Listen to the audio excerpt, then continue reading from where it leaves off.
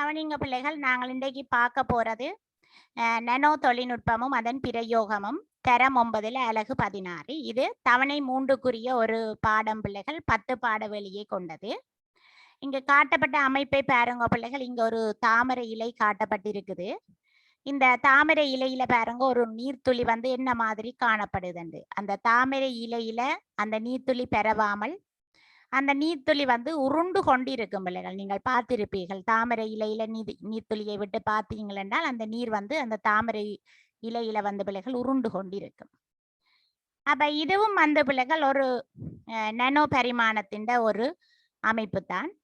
அதாவது தாமரை இலையில வந்து பிள்ளைகள் இயற்கையாகவே நானோ தொகுதி காணப்படுகிறது. இந்த இலையின் இந்த புறமேற்பரப்பை நீங்க சுரண்டி போட்டு இந்த நீர்த்துளியை விட்டீங்கள் என்றால் அந்த நீர்த்துளி வந்து இலை முழுவதும் உருண்டு போகாமல் பரவி காணப்படும். அப்ப ஏன் நாங்கள் இந்த புறத்தோலை சுரண்டக்க முதல் அந்த நீர்த்துளி உருளுதென்றால் அந்த தாமரை இலையின் மேற்பரப்பில வந்து பிள்ளைகள் நீர் நாட்டம் காரணமாக சுயாதீனமாகவே சுத்தமாக்குகிற ஒரு இயல்பு இருக்குது பிள்ளைகள். அதைத்தான் நாங்கள் லோட்டஸ் விளைவென்று சொல்லுறோம். அப்ப லோட்டஸ் என்றது உங்களுக்கு தெரியும், தாமரை. சோ அப்ப லோட்டஸ் விளைவென்றது தாமரை இலையில வந்து சுயாதீனமாகவே சுத்தமாக்குகிற இயல்பு இருக்கு. அதாவது பிள்ளைகள் இந்த தாமரை இலையின் மீது விழுகிற நீர், தூசு, துணிக்கைகள், நுண்ணங்கிகள் போன்ற அழுக்குகள் எல்லாம் பிள்ளைகள் தானாகவே சுத்தமாகும். அதற்கு காரணம் இந்த தாமரை இலையின் மேற்பரப்பில வந்து பிள்ளைகள் நானோ தொகுதி வந்து பிள்ளைகள் காணப்படுகிறது. இதனாலதான் அந்த தாமரை இலை இயற்கையாகவே சுயாதீனமாக சுத்தமாக்குகின்ற இயல்பை வந்து கொண்டுள்ளது பிள்ளைகள். அப்ப நீங்கள் உங்களுடைய பாடசாலையில வந்து பிள்ளைகள் இந்த பாடத்தை படிக்கும் போது இந்த நானோ தொழில்நுட்பத்தை பற்றி நாங்கள் பார்த்தோம்டா பிள்ளைகள். ஆரம்பத்தில வந்து என்ன செய்தார்கள் என்றால் 2016ஆம் ஆண்டில ஜீன் பியார் சாவேஸ் என்பவரும் சேர் ஐஸ், பிரசர், ஸ்டோடட் மற்றது பேனாட் பெரிங்கா போன்றவர்கள் என்ன செய்தார்கள் என்றா பிள்ளைகள், அந்த 3 விஞ்ஞானிகளும் சேர்ந்து உங்களுடைய பாடசாலை புத்தகத்தில் 124ஆம் பக்கத்தை எடுங்கோ பிள்ளைகள். 124ஆம் பக்கம். அந்த 3 விஞ்ஞானிகளும் சேர்ந்து என்ன செய்தார்கள் என்றா பிள்ளைகள், ஒரு ரோபோ இயந்திரத்தை வந்து கண்டுபிடித்தார்கள். ஒரு நுண்ணிய ரோபோ இயந்திரம். இந்த இயந்திரம் மூலம் பிள்ளைகள் என்ன செய்யும் என்றால், இந்த இயந்திரத்தின் மூலம் செங்குருதி கலங்களினுள் இந்த இயந்திரத்தை நுழைத்து அங்க வந்து அந்த செங்குருதி கலங்கள்ல வந்து மனிதன் செங்குருதி கலத்துக்கு சிகிச்சை செய்கிற முறை வந்து அவர்கள் கண்டுபிடித்தார்கள். அப்ப இந்த ரோபோ இயந்திரம் கண்டுபிடிக்கப்பட்ட செயற்பாடானது பிள்ளைகள் அந்த ஆண்டில வந்து இவர்களுக்கு நோபல் பரிசு கிடைத்தது பிள்ளைகள். இந்த ரோபோ இயந்திரம் கண்டுபிடிக்கப்பட்டது புதிய அத்தியாயத்துக்கு வந்து விஞ்ஞானம் புதிய ஒரு அத்தியாயத்தில் வந்து கால் பதிப்பதற்கு, அதாவது தடம் பதிப்பதற்கு உதவியாக இருந்தது பிள்ளைகள். ஓகே, அதாவது அந்த 3 விஞ்ஞானிகளும் சேர்ந்து இந்த செங்குருதி கலங்களினுள் சென்று சிகிச்சை அளிக்கக்கூடிய மிகவும் சிறிய நுண்ணிய ரோபோ இயந்திரத்தை கண்டுபிடித்தார்கள் பிள்ளைகள். அந்த கண்டுபிடிப்பானது எங்களுடைய விஞ்ஞான துறையில வந்து பிள்ளைகள் ஒரு பெரும் திருப்பு முனையை ஏற்படுத்தியது. அப்ப இந்த செங்குருதி கலத்துக்குள்ள போய் அது அந்த ரோபோ இயந்திரம் சிகிச்சை அளிக்குதண்டா பிள்ளைகள், உங்களுக்கு தெரிய வேணும் அந்த ரோபோ இயந்திரம் வந்து மிகவும் நுண்ணியதாக இருக்க வேண்டும் பிள்ளைகள், மிகவும் சிறியதாக இருக்க வேண்டும். அப்ப ஆங்கில சொல்லில வந்து பிள்ளைகள் அந்த நானோ என்கின்ற அந்த ஆங்கில சொல் வந்து பிள்ளைகள் ஒரு கிரேக்க மொழி சொல்லில் இருந்து தோன்றியது. அதாவது டிராஃப் எனப்படுகிற ஒரு கிரேக்க மொழி சொல்லில் இருந்து தோன்றியது தான் பிள்ளைகள் இந்த நானோ என்கிற ஆங்கில மொழி சொல். அந்த கிரேக்க மொழி சொல்லில வருகிற அந்த டிராஃப் என்பது பிள்ளைகள் குள்ளம் என்பது அதனுடைய அர்த்தம். அப்ப நானோ அண்டா பிள்ளைகள் குள்ளம், அதாவது மிகவும் சிறியது. நானோ அண்டா பிள்ளைகள் மிகவும் சிறியது என்பது அதனுடைய கருத்து. ஓகே, அந்த அளவை வந்த பிள்ளைகள் நாங்கள் கண்ணால காண முடியாது. அந்த நனோ என்கின்ற உலகம் வந்து பிள்ளைகள் மிகவும் கண்ணுக்கு தெரியாத ஒரு சிறிய உலகம் என்று கூட நாங்கள் அதனை கற்பனை செய்யலாம். அப்ப இந்த நனோ என்றது பிள்ளைகள் பில்லியனில ஒரு பங்கு, அதாவது ஒரு மீட்டரில் பில்லியனின் ஒரு பங்கு தான் பிள்ளைகள் இந்த நனோமீட்டர். அப்ப இந்த நனோமீட்டரை நாங்கள் என்னென்று சொல்லலாம் என்றால் 10⁻9 மீட்டர் என்று சொல்லலாம். அப்ப இந்த நனோமீட்டர் என்றது பிள்ளைகள் ஒரு மீட்டரின் பில்லியனின் பங்கு தான் பிள்ளைகள் நனோமீட்டர். ஒரு பில்லியனின், கவனிங்க பிள்ளைகள், ஒரு மீட்டர்ல பில்லியன் பங்கத்தான் நாங்கள் என்னென்று சொல்லுகிறோம், நனோமீட்டர் என்று சொல்லுகிறோம். என்ன, ஒரு மீட்டரின் பில்லியன் பங்கு. அப்ப ஒரு மீட்டரின் பில்லியன் பங்குண்டா பிள்ளைகள் அதை நாங்க சொல்லுவோம் 10⁻9, 10⁻9 என்று சொல்லுவோம் பிள்ளைகள். இந்த 10⁻9 மீட்டர் தான் பிள்ளைகள் ஒரு நனோமீட்டர். அப்ப ஒரு நனோமீட்டர் என்றது பிள்ளைகள் ஒரு மீட்டரின் பில்லியன் பங்கு. ஒரு மீட்டரை பில்லியனால பிரிச்சா வாரது. அப்ப என்ன, பில்லியன் என்றது 10⁻9 மீட்டரைத்தான் நாங்கள் ஒரு நனோமீட்டர் என்று சொல்லுவோம். அப்ப பில்லியனின் ஒரு பங்கு தான் பிள்ளைகள், அதாவது ஒரு மீட்டரின் பில்லியன் பங்கத்தான் பிள்ளைகள், பில்லியனில் ஒரு பங்கத்தான் நனோ என்று சொல்லுறோம். ஓகே. அப்ப இந்த நனோ அளவு வந்து பிள்ளைகள் மிகவும் சிறியது. ஒரு மீட்டர் வந்து பிள்ளைகள் ஒரு பில்லியன் நனோமீட்டருக்கு சமன். அதே போல நாங்கள் ஒரு குண்டூசியின் தலையின் அளவை நாங்கள் பார்த்தோம்டா பிள்ளைகள், அது வந்து 1 மில்லி மீட்டராக இருக்கும். அப்ப அது வந்து ஒரு மில்லியன் நனோமீட்டராக இருக்கும். செங்குருதி சிறுதுணிக்கையின் விட்டத்தை பார்த்தோம்டா பிள்ளைகள், அது 10,000 நனோமீட்டராக இருக்கும். அதே போல டிஎன்ஏ மூலக்கூறு ஒன்றின் அகலத்தை பார்த்தீங்களா பிள்ளைகள், அது 2.5 நனோமீட்டராக இருக்கும். அப்ப இந்த நனோ என்ற அளவு திட்டம் மிகவும் சிறியது, மிகவும் குள்ளமானது. மீட்டரின் பில்லியன் பங்கு, பில்லியனின் ஒரு பங்கு என்றெல்லாம் நீங்கள் அதுக்கு வரைவிலக்கணம் கொடுக்கலாம். சரிதானே பிள்ளைகள்? இங்க கவனிங்க பிள்ளைகள், இந்த நனோ தொழில்நுட்பத்தில நாங்கள் பார்த்தோம் என்றால், இந்த நனோ தொழில்நுட்பத்தில 1 தொடக்கம் 100 நனோமீட்டர் அளவு திட்ட வீச்சில் உள்ள பதார்த்தங்கள் தான் பிள்ளைகள் பயன்படுகிறது.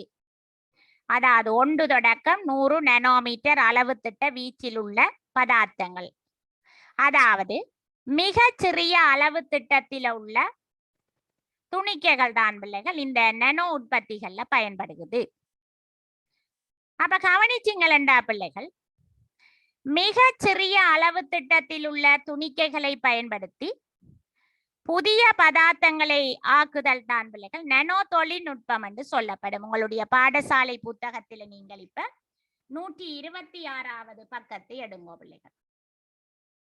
அந்த 126வது பக்கத்தில் பிள்ளைகள் நனோ தொழில்நுட்பம் என்றால் என்னன்னு கேட்கப்பட்டிருக்குது. அதை பாருங்க.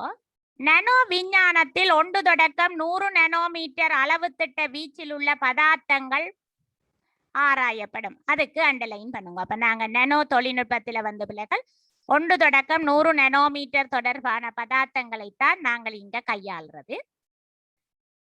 அடுத்ததாக மிக சிறிய அளவு திட்டத்தில் உள்ள துணிக்கைகளை பயன்படுத்தி புதிய பதார்த்தங்களை ஆக்குதல் நனோ தொழில்நுட்பம் எனப்படும். அப்ப அதுக்கும் அண்டர்லைன் பண்ணுங்க. அதாவது நனோ தொழில்நுட்பம் என்றால் என்ன? அப்ப நனோ தொழில்நுட்பம் என்றால் மிகவும் சிறிய அளவு திட்டத்தில் உள்ள துணிக்கைகளை பயன்படுத்தி புதிய பதார்த்தங்களை ஆக்குறதைத்தான் பிள்ளைகள் நாங்கள் நனோ தொழில்நுட்பம் என்று சொல்லுகிறோம். அப்ப அதுக்கும் பிள்ளைகள் அண்டர்லைன் பண்ணி கொள்ளுங்க. இந்த நனோ தொழில்நுட்பத்தின் வரலாறு பற்றி பார்த்தோம்டா பிள்ளைகள், அதுவும் வந்து இங்க கேள்வியில வரும். இத கவனிச்சிங்களா, அந்த நானோ தொழில்நுட்பத்தின் வரலாறுல கீழே பாருங்க பிள்ளைகள். நவீன நானோ தொழில்நுட்பம் தொடர்பாக அடித்தளத்தை இட்ட பெருமை அமெரிக்க பௌதிகவியலாளரான ரிச்சர்ட் பேர்மன் அவர்களையே சாரும். அப்ப அதுக்கு அண்டர்லைன் பண்ணுங்க பிள்ளைகள். அதாவது நவீன நானோ தொழில்நுட்பம் தொடர்பான அடித்தளத்தை இட்டவர் பிள்ளைகள் ரிச்சர்ட் பேர்மன். இவர் எந்த நாட்டை சேர்ந்தவர்? அமெரிக்கா. அப்ப அதுக்கு அண்டர்லைன் பண்ணி வச்சு படியுங்கோ.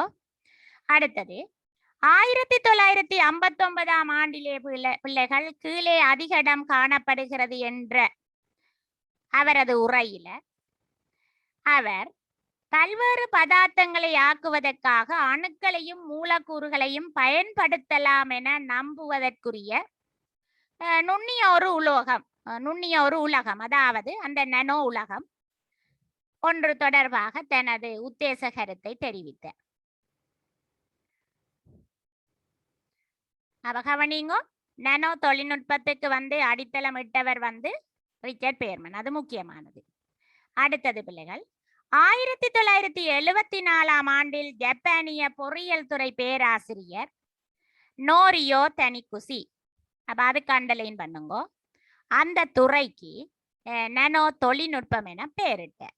அப்ப 1959 ஆண்டு பிள்ளைகள் அடித்தளம் இடப்பட்டது. 1974 ஆண்டு நானோ தொழில்நுட்பத்துக்கு பெயரிடப்பட்டது. யாரினால? நோரியோ தனிகுசியினால. அடுத்தது கவனிங்கோ.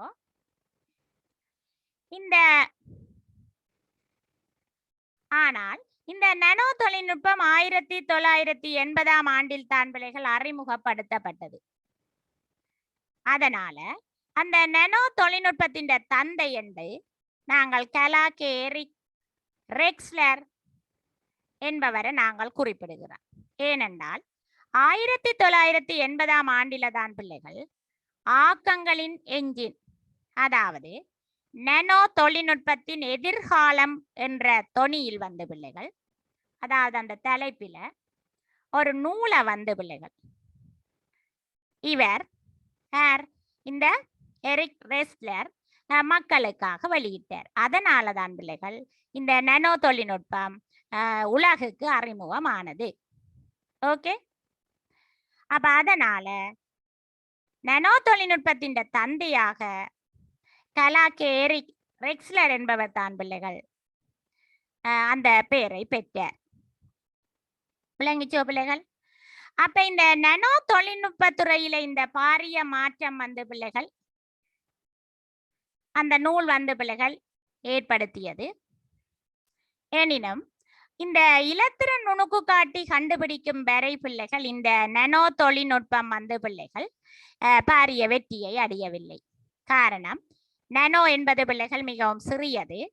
அப்ப இந்த சிறிய துணிக்கைகளை பதார்த்தங்களை பார்ப்பதற்கு பிள்ளைகள் இலத்திர நுணுக்கு காட்டியினால தான் முடியும். அப்ப நானோ தொழில்நுட்பத்தை நாங்கள் கையாள வேண்டுமென்றால் எங்களுக்கு இந்த இலத்திரன் நுணுக்கு காட்டி பிள்ளைகள் முக்கியமானது. ஓகே, அப்ப இவ்வளவும் பிள்ளைகள் இதுக்குள்ள முக்கியமானது, உங்களுக்கு முதல் அறிமுகத்துல முக்கியமானது. இனி நாங்கள் பார்க்க போறது பிள்ளைகள் இயற்கையில நானோ தொழில்நுட்பம் பற்றிய எண்ணக்கரு பார்க்க போறோம். அதுக்காகத்தான் பிள்ளைகள் நாங்கள் இந்த பரிசோதனையை செய்ய போறோம். அப்ப நீங்கள் செல்லங்கள் பாடசாலைக்கு போனது நீங்கள் என்ன செய்வீங்களா கவனிச்சு கொள்ளுங்க பிள்ளைகள். நாங்கள் பாடசாலைக்கு நீங்க போன உடனே இந்த பிராக்டிக்கல் செய்வீங்க இந்த பாடத்துல. அதாவது என்ன செய்வீங்கன்றதை பார்ப்போம். அப்ப உங்களுக்கு தெரியும், பிராக்டிக்கல் எழுதும் பொழுது முதலாவது நீங்கள் பரிசோதனை இலக்கம் போடுவீங்க. அடுத்தது பிள்ளைகள் நீங்கள் எப்ப பரிசோதனை செய்வீங்களோ அதனுடைய டேட் போடுவீங்க பிள்ளைகள். அடுத்தது நோக்கம். இயற்கையில் நானோ அமைப்பை அவதானித்தல். என்ன இயற்கையில நானோ அமைப்பை அவதானித்தல் என்றது தான் பிள்ளைகள் இந்த பரிசோதனையின் நோக்கம். அப்ப இதுக்கு தேவையான பொருட்கள் பிள்ளைகள் கிழிந்து போகாத ஒரு தாமரை இலை அல்லாட்டி ஒரு சேம்பு இலை.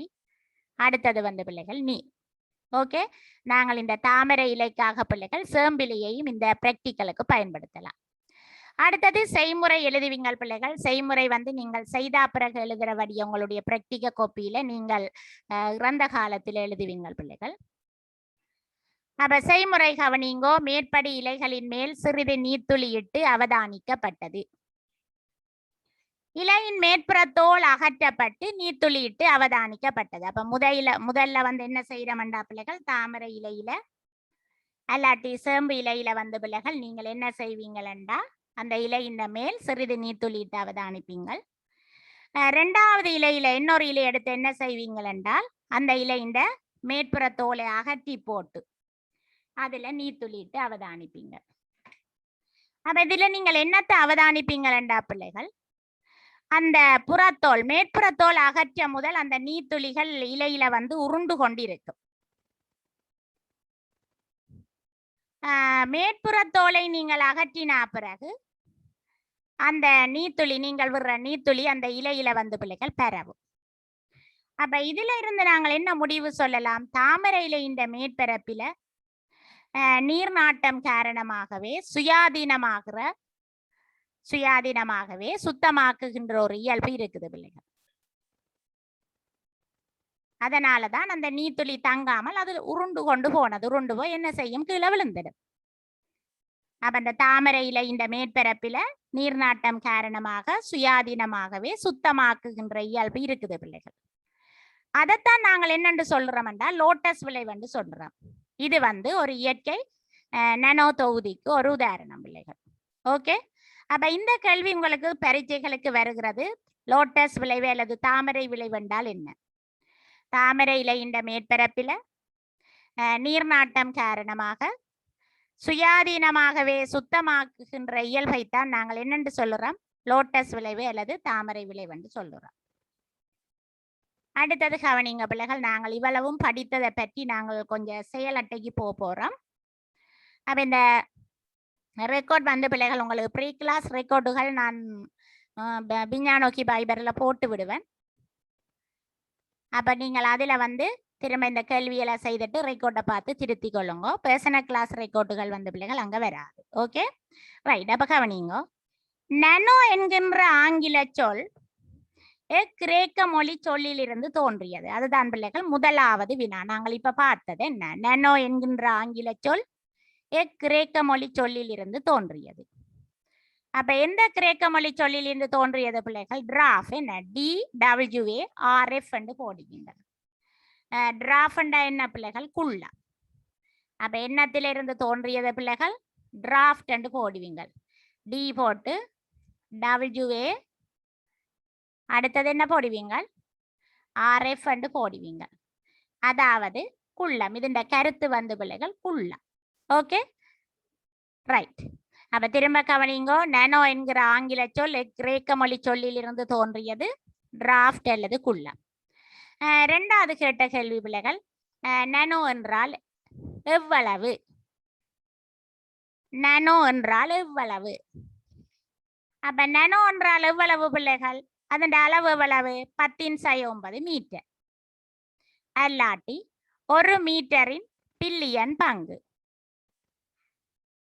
நானோ என்றால் என்னன்னு கேட்டா மிகவும் சிறியது. நானோ என்றால் என்ன, மிகவும் சிறியது.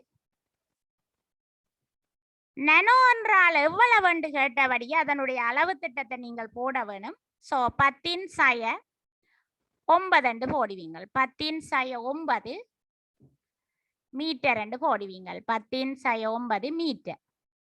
இது வந்து பிள்ளைகள் 1 மீட்டரின் பில்லியனின் பங்கு. அப்ப நீங்கள் இப்படி எழுதாமல் 1 மீட்டரின் பில்லியனின் பங்கு போட்டிருந்தாலும் இந்த வினாவுக்குரிய விடை வந்து பிள்ளைகள் உங்களுடையது சரியானது.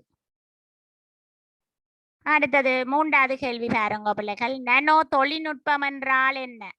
டீச்சர் இப்ப அண்டர்லைன் பண்ண சொன்ன நான் உங்களை. அப்ப என்ன எழுதுவீங்க, நானோ தொழில்நுட்பம் என்றால் என்ன? 1 தொடக்கம் 100 நானோமீட்டர் துணிக்கைகளை பயன்படுத்தி என்ன, அதாவது மிகவும் சிறிய துணிக்கைகளை என்று பார்த்த நாங்கள் கையாளுகிற பரிமாணுள்ள துணிக்கை வந்து 1 தொடக்கம் 100 நானோமீட்டர். சோ 1 தொடக்கம் 100 நானோமீட்டர் மிகவும் சிறிய துணிக்கைகளை பயன்படுத்தி புதிய பதார்த்தங்களை ஆக்குதல்.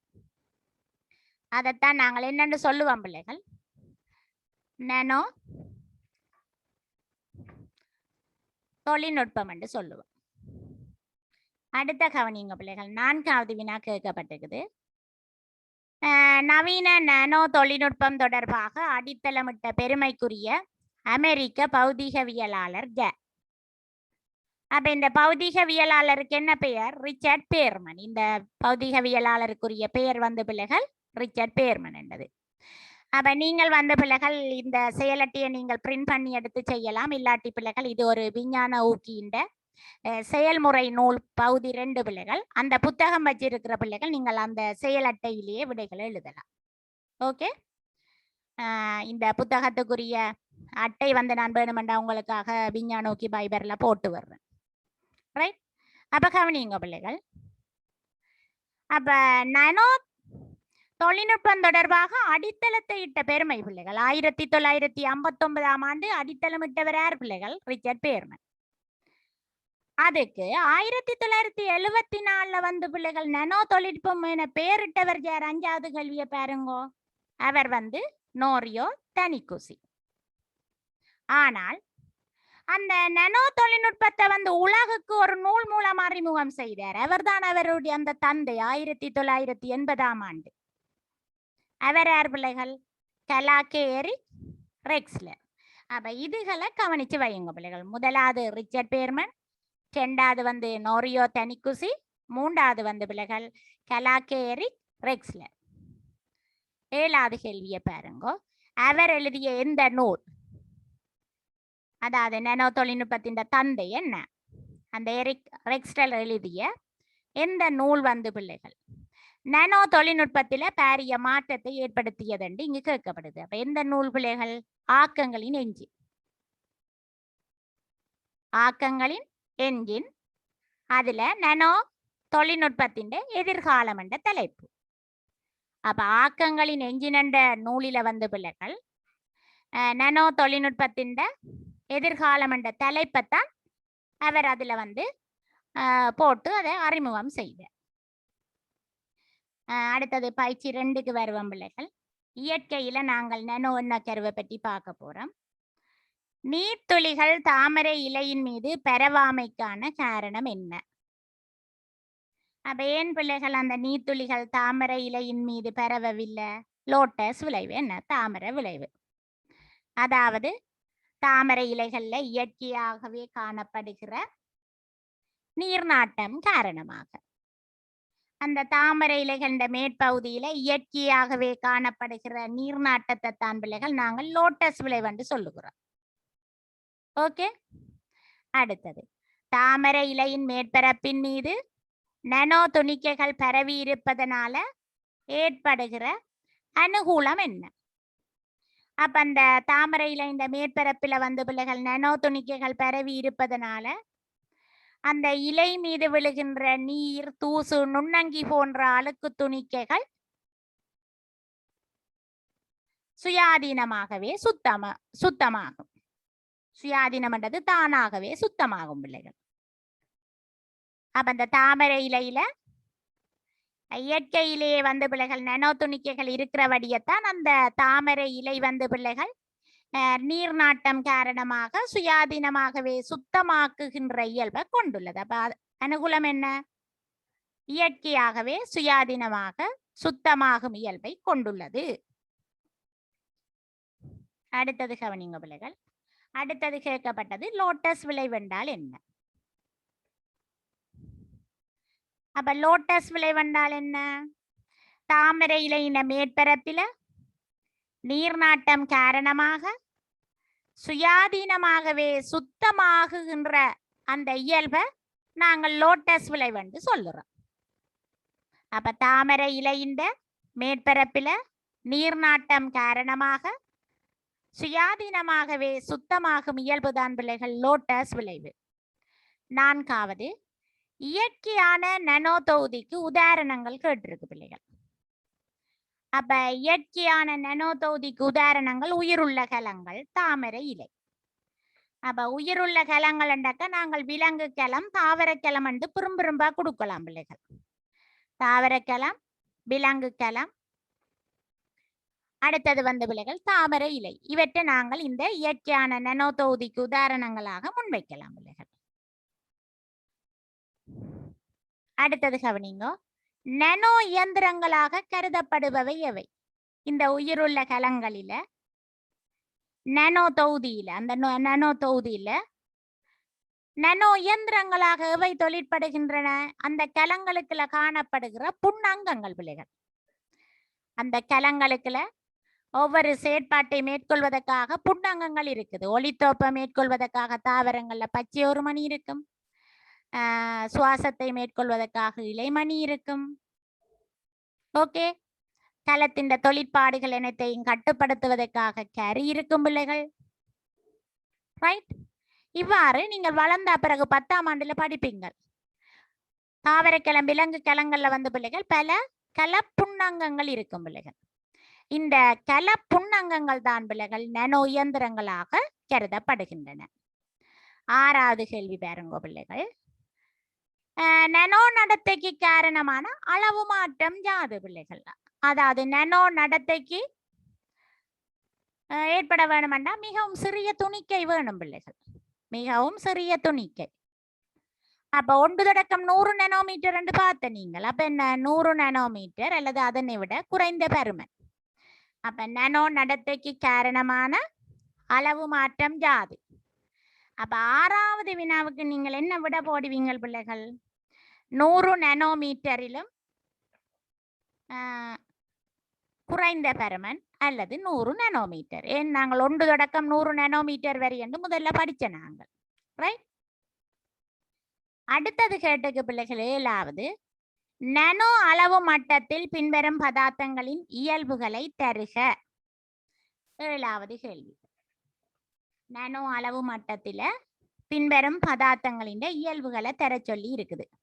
ரைட், இப்ப நீங்கள் உங்களுடைய பாடசாலை புத்தகத்துல 128ஆம் பக்கத்தை எடுங்க பிள்ளைகள். பாடசாலை புத்தகத்துல 128ஆம் பக்கத்தை எடுங்க சொல்லுங்க. ரைட், கவனிங்க பிள்ளைகள், நானோ நடத்தைக்கு காரணமான அளவு மாற்றம். உங்களுடைய பாடசாலை புத்தகத்தை பாருங்க பிள்ளைகள்.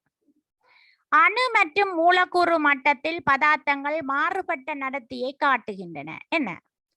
ஒரே சடப்பொருளாயினும் அதன் அளவு 100 நானோ மீட்டர் அல்லது அதனை விட குறைவடையும் போது அந்த சடப்பொருள் பௌதீக மற்றும் இரசாயன இயல்புகள் பெருமளவில் மாற்றங்களை காட்டுகின்றன. பாருங்க, ஒரு சடப்பொருள், அதாவது ஒரு பொருள் பிள்ளைகள், அதனுடைய பருமன் சின்னதாக மாறும்போது, அதாவது நானோமீட்டர் அளவுக்கு வரும்போது, நானோமீட்டர்லையும் 100 நானோமீட்டர் அல்லது அதனை விட குறைவடையும் போது அந்த பொருள் வந்து பிள்ளைகள் பௌதீக மற்றும் இரசாயன இயல்புகள்ல பெருமளவு மாற்றத்தை காட்டுமடா. ஓகே, அப்ப இந்த பதார்த்தங்களை தான் 100 நானோமீட்டரிலும் குறைந்த பதார்த்தங்களை தான் நாங்கள் நானோ பதார்த்தங்கள் என்று சொல்றோம் பிள்ளைகள்.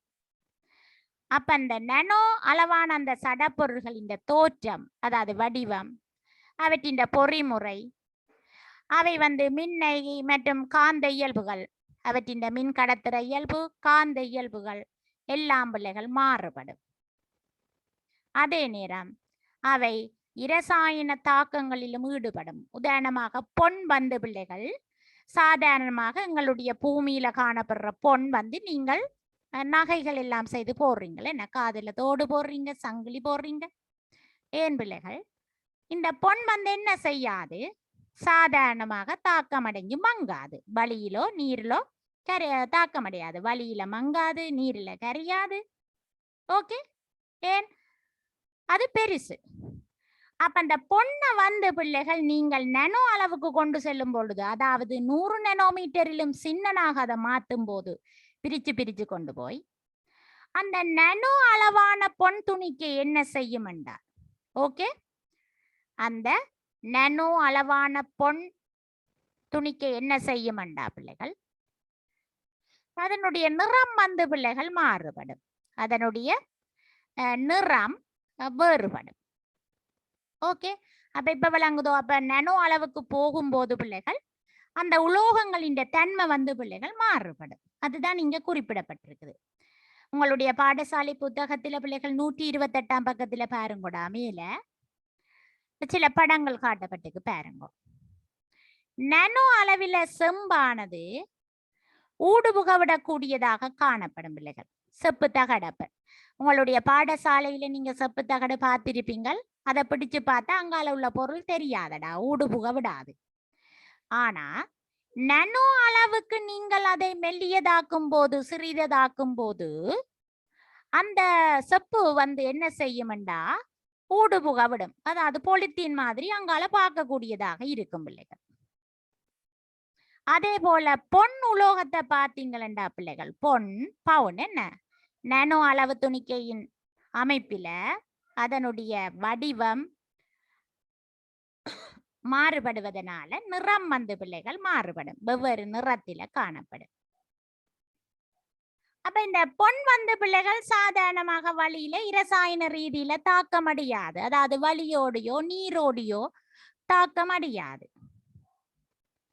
ஆனால் இந்த பொண்ணை நீங்கள் நானோமீட்டர் அளவுக்கு கொண்டு செல்லும் போது, அதாவது 100 நானோமீட்டரை விட அதனுடைய துணிக்கையின் பருமனை நீங்கள் குறைக்கும் போது அது தாக்குத்திறனுடையதாக மாறும் பிள்ளைகள். உதாரணமாக நீங்கள் இரும்பு உங்களுடைய சூழல்ல வச்சா என்ன செய்தப்பு, இரும்பு என்ன செய்தடா, இரும்பு துருப்பிடிக்குது.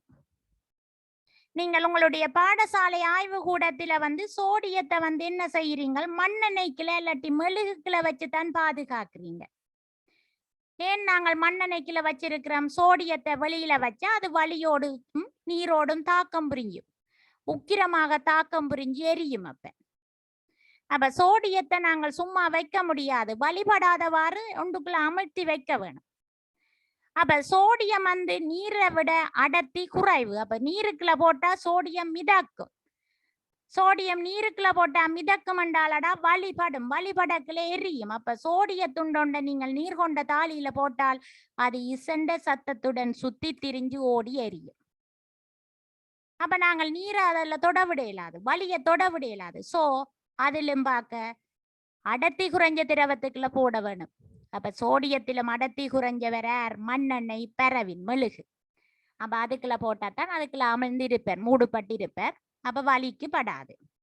அப்ப பாருங்க, இந்த சோடியம் வலியில தாக்குத்திறன் கூட. ஆனா பொண்ணு அப்படி இல்லை. இப்ப அதனாலதான் நாங்கள் ஆபரணம் செய்யறோம்.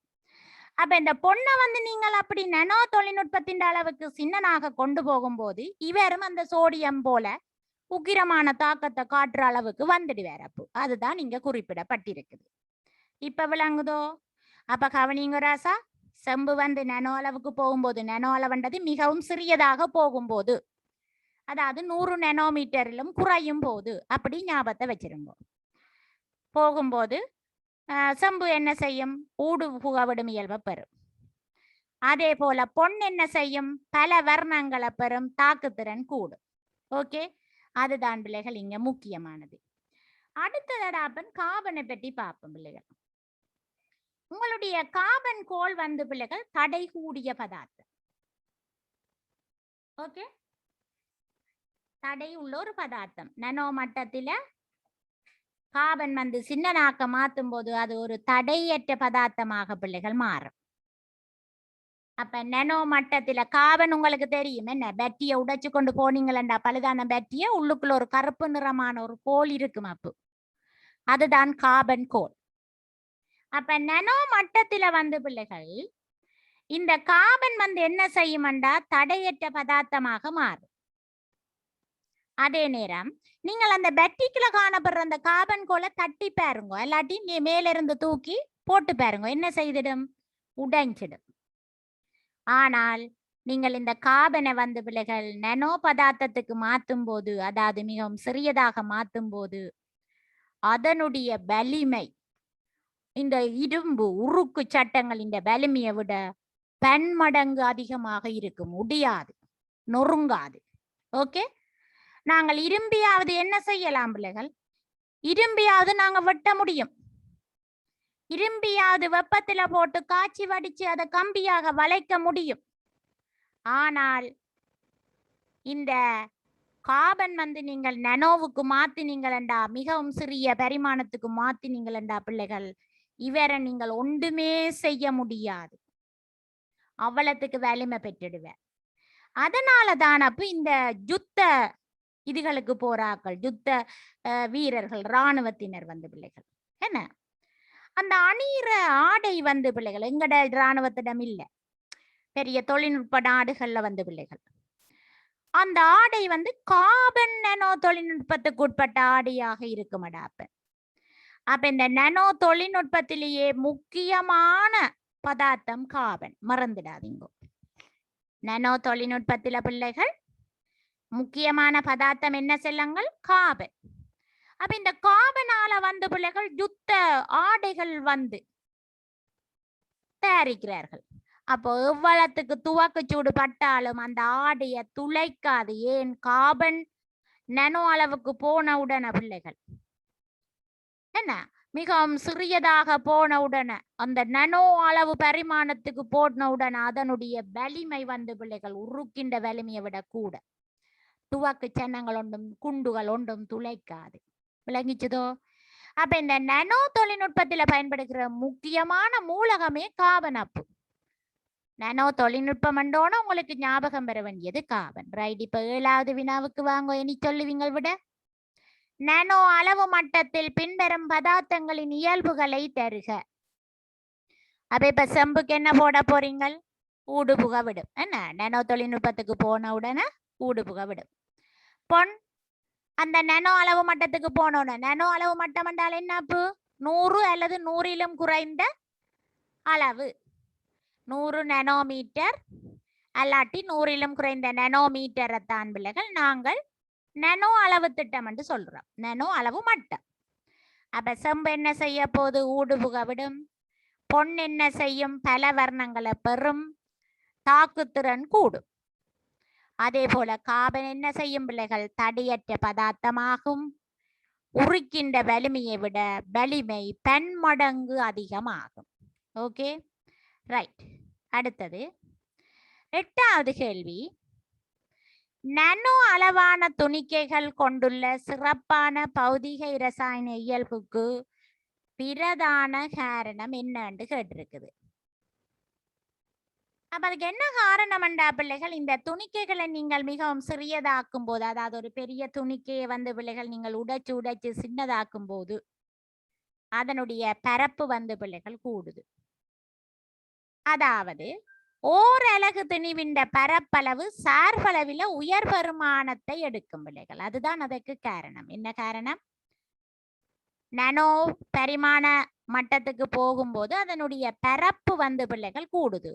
அப்ப இதுக்கு என்ன விட போடுவீங்க? 8வதுக்கு ஓரலகு திணிவின் பரப்பளவு சார்பளவில் என்ற ஒப்பீட்டளவில் உயர் பெருமானத்தை எடுக்கும்.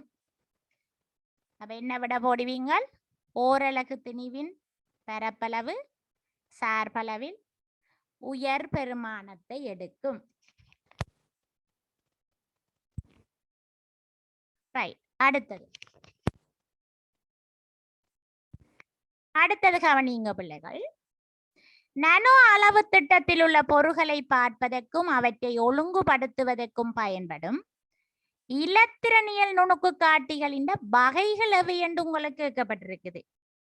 ஓகே, அப்ப நாங்கள் இப்ப பார்க்க போறோம். உங்களுடைய புத்தகத்தில செல்லுங்கள், 129வது பக்கத்தை எடுங்க.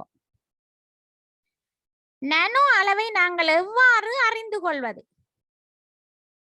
உங்களுடைய விரல் ஒன்று கூட பார்த்தீங்களா பிள்ளைகள், உங்களுடைய கையின் விரல் கூட பல மில்லியன் நானோமீட்டர் நீளம் பிள்ளைகள்.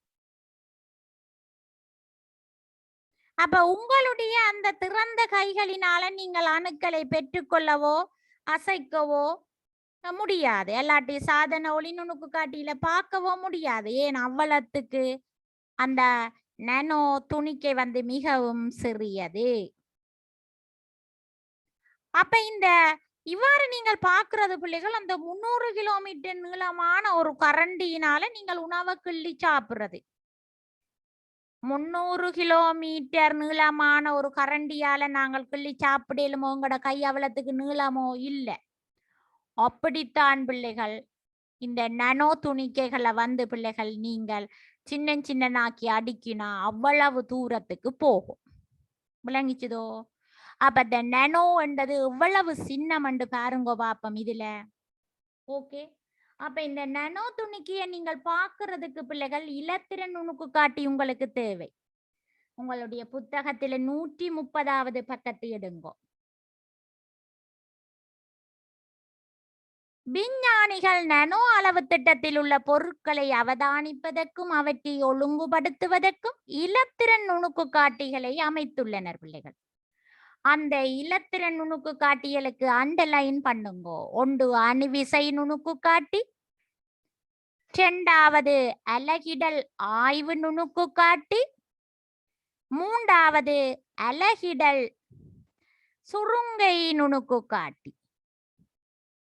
அப்ப இந்த 3 நுணுக்கு காட்டியையும் வந்து பிள்ளைகள் அண்டர்லைன் பண்ணுங்க. முதலாவது அந்த இலத்திரன் நுணுக்கு காட்டியின் வகைகள் பிள்ளைகள்.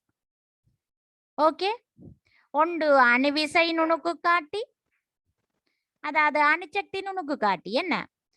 இரண்டாவது பிள்ளைகள் அலகிடல் ஆய்வு நுணுக்கு காட்டி, மூன்றாவது அலகிலிடல் சுருங்கை நுணுக்கு காட்டி. இந்த 3 நுணுக்கு காட்டியும் தான் பிள்ளைகள் அந்த இலத்திரன் நுணுக்கு காட்டியின் வகைகள் நானோ துணிக்கைகளை பார்க்கறதுக்கு. அப்ப 9வது வினாவுக்கு விட சொல்லுங்க இப்ப டீச்சருக்கு. நானோ அளவு திட்டத்தில் உள்ள பொருள்களை பார்ப்பதற்கும் அவற்றை ஒழுங்குபடுத்துவதற்கும் பயன்படும் இலத்திரனியல் நுணுக்கு காட்டிகளின் வகைகள் எவை? என்ன போடுவீங்கள் பிள்ளைகள்? ஒன்று என்ன போட போறீங்க? இப்ப உங்களுக்கு தெரியும், அணுவிசை நுணுக்கு காட்டி, அலகிடல் ஆய்வு நுணுக்கு காட்டி, அலகிலிடல் சுருங்கை நுணுக்கு காட்டி என்று போடுவீங்க செல்லாங்க. ஓகே, 10வது கேள்வி, காபனின் பிரதிருப்பங்கள் எவை? ஓகே, நாங்கள் இப்ப பார்க்க போறது இனி நானோ பதார்த்தம். உங்களுடைய பாடசாலை புத்தகத்துல 130ஆம் பக்கத்தை பாருங்க பிள்ளைகள். நானோ பதார்த்தம். அப்ப நானோ பதார்த்தம் என்னன்னு கேட்பாங்களா? அப்ப அதுக்கு அண்டர்லைன் பண்ணி வையுங்க.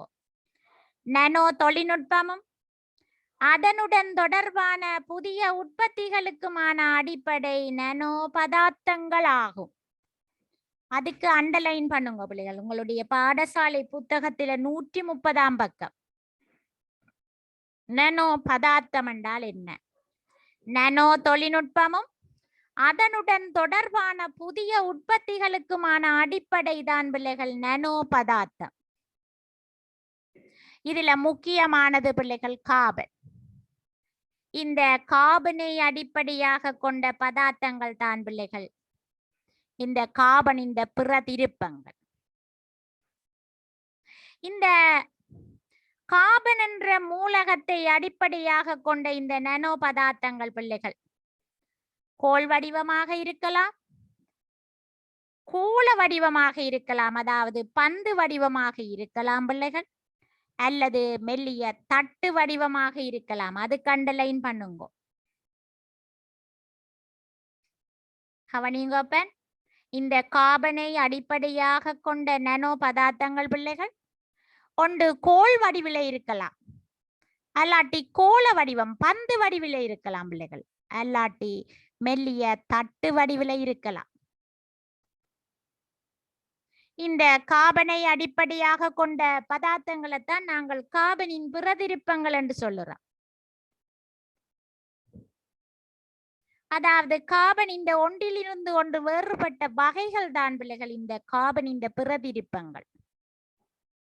காபனால் ஆக்கப்பட்டது, ஆனா வேறு வேறு இயல்பை கொண்ட வகைகள். உதாரணமாக பிள்ளைகள் இதுல பிரதானமானது ஒன்று காரியம், மற்றது வைரம். அதுக்கு அண்டர்லைன் பண்ணுங்க பிள்ளைகள்.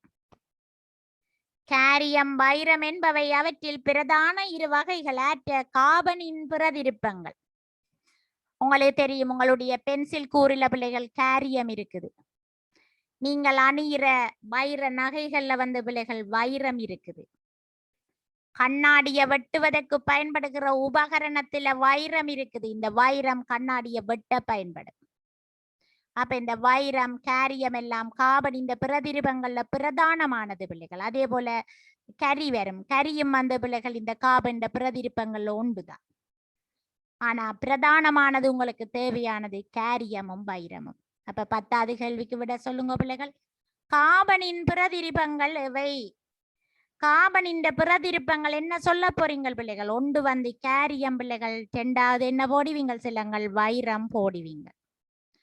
Okay right. அடுத்தது படத்தை பாருங்க. பின்வரும் கார்பனின் பிரதிருப்பங்களை காண்க.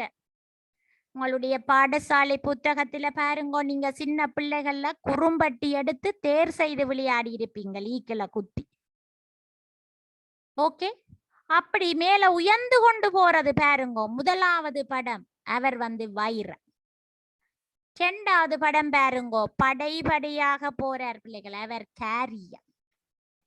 ஓகே, அப்ப இனம் காண தெரியணும். இங்க பாருங்க, இது ஒரு படையடா, இது பிள்ளைகள் அடுத்த படி அம்மா, இது அடுத்த படை. படைபடியாக காணப்படுபவர் ஆர் பிள்ளைகள்? கேரியம். ஓகே, அப்ப இந்த வடிவுல வாரவர் யாரென்று கேட்டா உங்களுக்கு தெரிய வேணும். இவர் வந்து என்னன்னு சொல்லுவீங்கள் பிள்ளைகள்? முதலாவது வைரம். அப்ப முதலாவது வைரம் என்று சொல்லுவீங்க பிள்ளைகள். 2வது வந்து பிள்ளைகள் கேரியம் என்று சொல்லுவீங்க. இதை பற்றி நீங்க 10ஆம் ஆண்டுல நீங்க மீண்டும் விரிவாக படிப்பீங்க. இப்ப அதெல்லாம் உங்களுக்கு தேவையில்லை. ஓகே, இப்ப உங்களுக்கு இதை இனங்காண தெரிஞ்சா சரி. அப்ப முதலாவது வைரம், 2வது கேரியம். அடுத்தது பிள்ளைகள், பின்வருவனவற்றை அவதானித்து கீறிட்ட இடம் நிரப்பட்டா. ரைட், பின்வருவனவற்றை அவதானித்து என்ன செய்யட்டா? கீறிட்ட இடம் நிரப்பட்டா. சரி பாப்போம். இங்க 3 வகையான அமைப்புகள் தரப்பட்டுள்ளது. உங்களுடைய பாடசாலை புத்தகத்துல 131க்கு வாங்கும். முதலாவது நாங்கள் கிராஃபினை பற்றி பார்க்க போறோம் பிள்ளைகள். இப்ப நாங்கள் பார்க்க போறது காரியத்தின் படைநிலையை பற்றி தான் பார்க்க போறோம். காரியத்தின் படைநிலை அமைப்பை பற்றி பார்க்க போறோம். காரியத்தின் படைநிலை அமைப்பை கொண்டதுதான் பிள்ளைகள் இந்த கிராஃபி. அப்ப நாங்கள் இப்ப காரியத்தை பற்றி தான் பார்க்க போறோம். காரியத்தின்ல தான் பிள்ளைகள் இந்த கிராஃபின் இருக்குது. காரியத்துல படையாக இருந்தால் அது கிராஃபின், படையாக இருக்குது அது கிராஃபின். அப்ப அந்த படையில இருந்த பிள்ளைகள் நாங்கள் ஒரு படை ஒன்றை வேறு பிரிப்பதற்கு விஞ்ஞானிகள் வந்து பல ஆண்டுகளாக முயற்சி செய்தார்கள் பிள்ளைகள். மான்சஸ் பல்கலைக்கழகத்தில் ஆன்டிகேயும் என்பவரும் கான்ஸ்டன்டின் நோவோசெலாஃப் என்ற விஞ்ஞானியும் சேர்ந்து பிள்ளைகள் அந்த கார்பனின் பல்படை கட்டமைப்பில் இருந்து ஒரு படையை வேறாக்குவதில் வெற்றி பெற்றார்கள். அப்ப கார்பன் வந்து பிள்ளைகள், கிராஃபின் வந்து காரியத்தின் படைநிலை அமைப்பு. அப்ப படைகள்ல இருந்து, அந்த படைகள்ல இருந்து பிள்ளைகள் ஒரு படியை நாங்க வேறாக்கணும். அதாவது நீங்கள் இப்ப வெங்காயம் உங்களுக்கு தெரியும், வெங்காயத்தை நீங்கள் காரியத்துக்கு ஒப்பனையுங்க. வெங்காயத்துல என்ன செய்யற நீங்க பிள்ளைகள்? ஒவ்வொரு தோலா உரிக்கலாமே, ஒவ்வொரு படியா உரிக்கலாம். அப்ப அந்த ஒவ்வொரு படியையும் உரிக்கிறது எவ்வாறு? அதுதான் இந்த காரியத்தில இந்த விஞ்ஞானிகள் செய்த வேலை. ஏன் அந்த காரியத்தில இருந்து பிள்ளைகள், அந்த பல படை கொண்ட காரியத்தில இருந்து ஒரு படியை வேறாக்கினாத்தான் பிள்ளைகள் அதை இந்த நானோ தொழில்நுட்பத்தில நாங்க பயன்படுத்தலாம். ஓகே, அப்ப என்ன செய்தார்கள்? அந்த பலபடை அமைப்பில் இருந்து, கிராஃபின் இந்த பலபடை அமைப்பில இருந்து ஒரு படியை வேறாக்குவதில் வெற்றி கொண்டார்கள் அந்த விஞ்ஞானிகள். அந்த வெற்றி தான் பிள்ளைகள் எங்களுக்கு நானோ தொழில்நுட்பத்தில வந்து பிள்ளைகள் புதிய கண்டுபிடிப்புகளுக்கு வழிகோலியது. அப்ப அந்த படியை வேறாக்குவதற்கு, அந்த பல்படை காரியத்தில இருந்து பிள்ளைகள் ஒரு படியை வேறாக்குவதற்கு இந்த விஞ்ஞானிகளுக்கு ஒரு காரியத்துண்டும் அமுக்க உணர்வு ஒட்டு நாடாவும் தான் பிள்ளைகள் பயன்பட்டது. ஒரு காரியத்துண்டு, அந்த காரியத்துண்டுல பல படைகள்ல கார்பன் காணப்படும். அப்ப அந்த காரியத்துண்டில பல படை இருக்கும். அந்த படையில இருந்து ஒரு படியை வேறாக்குவதற்கு அவர்கள் என்னத்தை பயன்படுத்தினார்கள்? அமுக்க உணர்வு ஒட்டு நாடாவை பயன்படுத்தி ஒவ்வொரு படியாக பிரிச்சிட்டார்கள். கீழே பாருங்க தரப்பட்ட படம், ஒவ்வொரு படியாக பிரிச்சு எடுத்தாச்சு. ஓகே, ஒவ்வொரு படியாக பிரிச்சு எடுத்தாச்சு. சரிதானே? கேரியத்தின் படைநிலை அமைப்பிலிருந்து ஒரு படியை பிரிச்சு எடுத்துக்கின. சரிதானே? ரைட். அப்ப இப்ப பாருங்க பிள்ளைகள், பின்வருவனவற்றை அவதானித்து விடை தரட்டா. அப்ப கேரியத்துல படைநிலை அமைப்புல காணப்படுறது, அதிலிருந்து ஒரு படியை பிரிச்செடுக்கிறது பிள்ளைகள் என்னன்னு சொல்லுவோம்? கிராஃபின் என்று சொல்லுவோம். அப்ப இதை நாங்கள் முதலாவது படம் என்னத்துக்கு உதாரணமாக வரப்போகுது உங்களுக்கு? ஒரு ஒன்று ஆற்று அமைப்பாக இருக்க போகுது பிள்ளைகள். ஒரு ஒன்று இவர் அந்த கேரியத்தில இருந்து ஒரு படியை பிரித்தெடுக்குகின்ற ஒரு தொழில்நுட்பமாக இருக்க போகுது. சரிதானே? ரைட். அப்ப இப்ப நாங்கள் பார்க்கிறது 12வது. இனி அங்கால பாருங்க, உங்களுடைய பாடசாலை புத்தகத்துல பிள்ளைகள் நீங்கள் இனி அங்கால போங்கோ, 132க்கு வாங்கோ. கிராஃபின் என்பது பிள்ளைகள் 0.5 நானோமீட்டர் தனிப்படை கொண்ட கேரிய தகடு. அப்ப கிராஃபின் என்பது மிகவும் மெல்லியது, 0.5 நானோமீட்டர் கொண்ட தனிப்படை கொண்ட கேரிய தகடுகள். அந்த கேரியத்தின் ஒரு படை, அதைத்தான் நாங்கள் கிராஃபின் என்று சொல்லுறோம். அதிக மேற்பரப்பை கொண்டதன் காரணமாக அதற்கு சிறப்பான இயல்புகள் இருக்குது பிள்ளைகள். அதாவது வாட்டத்தகுதன்மையும் பொறிமுறை இயல்பையும் அது கொண்டுள்ளது.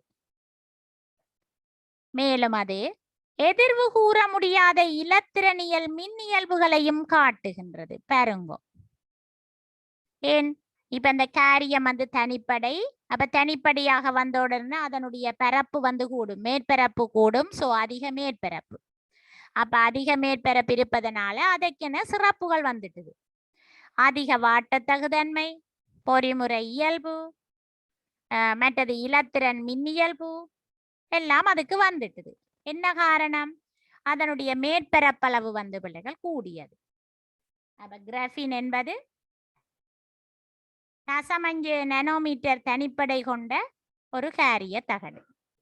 ரைட். அடுத்தது பாருங்க பிள்ளைகள், கார்பன் நானோ குழாய். 3வது படத்துல காட்டப்பட்டது கார்பன் நானோ குழாய். அந்த கிராஃபினின் தனிப்படை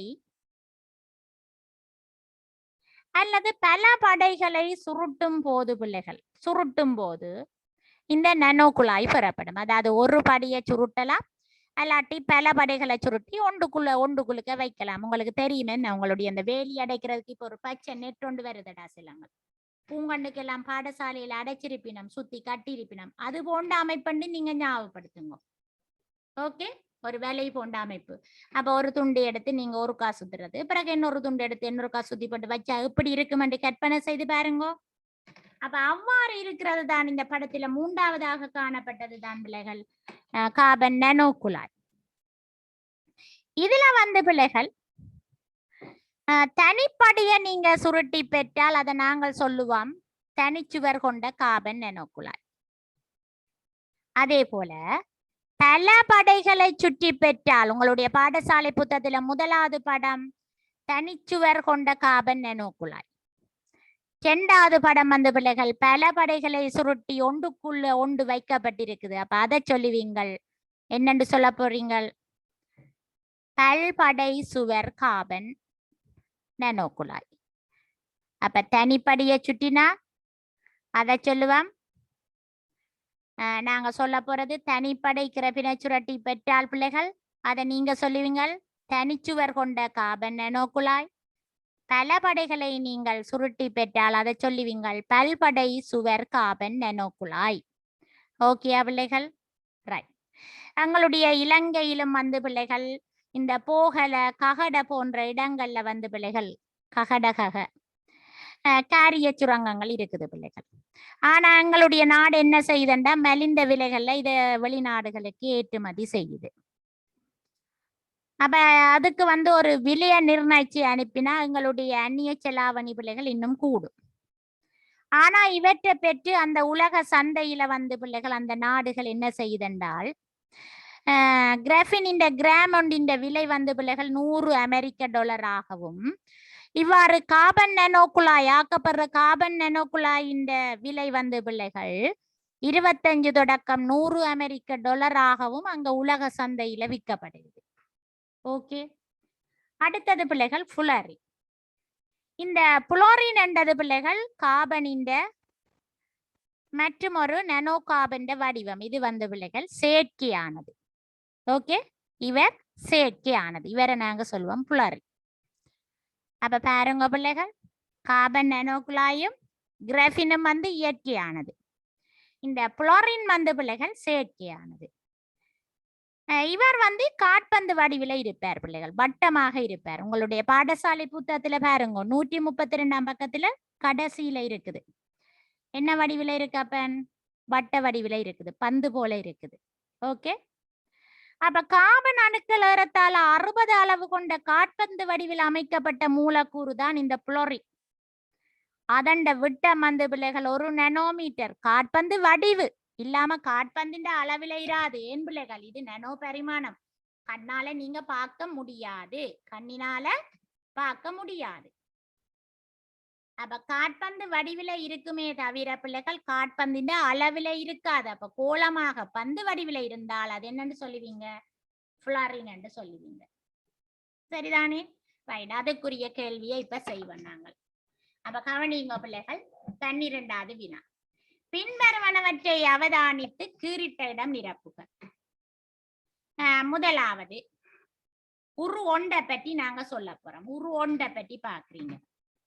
இது கீறு படநிலை அமைப்பை கொண்டது. ஆற்ற படநிலை அமைப்பு பிள்ளைகள் கேரியத்தின் படநிலை அமைப்பு. என்ன அப்ப முதலாவதுக்கு விட போடுவீங்க, கேரியத்தின் படநிலை அமைப்பை கொண்டது. கீறு நானோமீட்டர் தனிப்படை கொண்ட கேரிய தகடாகும். அதாவது முதலாவது காட்டப்பட்டது கிராஃபின் பிள்ளைகள். கிராஃபின் எவ்வளவு அளவு கொண்ட தகடு? 0.5 நானோமீட்டர். அப்ப இரண்டாவதுக்கு விடை 0.5 போடுவீங்க பிள்ளைகள். மூன்றாவது, அதனால் இது அதிக எண்ணத்தை பெருகுது பிள்ளைகள், அதிக வாட்டத்தகுதன்மையும் பொறிமுறை இயல்பையும் காட்டுகிறது. இனி உரு 3க்கு வந்துட்டீங்க. உரு 3 யார் பிள்ளைகள்? உரு 3 நானோ குழாய். அப்ப இது என்ன போட போறீங்க? கார்பன் நானோ குழாய் படநிலை அமைப்பை கொண்டது. இது வந்து கார்பன் நானோ குழாய். என்ன இது? கார்பன் நானோ குழாய். இவரும் படநிலை அமைப்பை கொண்டது. ரைட், அடுத்தது இவர் வந்து நாங்கள் இப்ப 3வது பாக்குறோம். இது ஏர் என்று கேட்கப்பட்டிருக்குது. அப்ப இது ஏர் பிள்ளைகள். இந்த 3வது ஒரு இது கார்பன் நானோ குழாய் ஆகும். ரைட், முதலாவது நாங்கள் பார்த்துட்டோம். என்ன பிள்ளைகள்? இது கேரியத்தின் படநிலை அமைப்பை கொண்டது. 0.5 போடுவீங்கள் இரண்டாவதுக்கு. 3வது வாட்டத்தகுதன்மை போடுவீங்க. நாங்கள் இப்ப பாக்குறது 2வது கேள்வி. ஒரு 3 இது கீறு ஆகும். பாருங்க, ஒரு 3 இந்த குழாய் என்ன குழாய்? கார்பன் நானோ குழாய். அப்ப இது கார்பன் நானோ குழாய் ஆகும். ரைட், அடுத்தது கீறின் தனிப்படை அல்லது பல படைகளை சுருட்டும் போது இது பெறப்படும். அப்ப யாரை சுருட்டுறீங்க நீங்கள்? ஆற்ற தனிப்படைய அல்லது பலபடியை சுருட்டுறீங்க கிராஃபினின் பிள்ளைகள். அப்ப கிராஃபினின் தனிப்படை அல்லது பலபடைகளை சுருட்டும் போது இது பெறப்படும். அடுத்தது 3வது பாருங்க, ஒரு 2 என்ன வடிவில இருக்கு பிள்ளைகள்? பந்து வடிவில இருக்குது. சோ இவர் என்னன்னு சொல்லுவீங்க? புளோரின் என்று சொல்லுவீங்க. இது புளோரின் ஆகும். ஓகே, இது புளோரின் ஆகும். 2வது கேள்விக்கு பாருங்க விடை. என்ன இது? புளோரின் ஆகும். இது கார்பன் அணுக்கள் ஏறத்தாழ 60 அளவு கொண்ட எந்த வடிவம் பிள்ளைகள்? காற்பந்து வடிவில் அமைக்கப்பட்ட மூலக்கூறு ஆகும். ஓகே, நாங்கள் அப்ப பிள்ளைகள் இனி அடுத்த வகுப்புல நாங்கள் என்ன செய்வோம்னா மிகுதியையும் படிச்சுட்டு இதுல வந்து நாங்கள் ஒரு அழகு பரீட்சை ஒன்று செய்வோம். என்ன பிள்ளைகள்? இந்த பாடத்துல அப்ப நீங்க படிச்சு கொண்டு வாங்கோ. இது நான் உங்களுக்கு விஞ்ஞானோக்கி பைபர்ல வந்து இந்த பேப்பர் போட்டு விடுவேன். சோ நீங்கள் அங்க பார்த்து என்ன செய்யுங்கன்னா பிரிண்ட் பண்ணி எழுதி செய்யுங்க பிள்ளைகள். இல்லாட்டி வந்து பிள்ளைகள்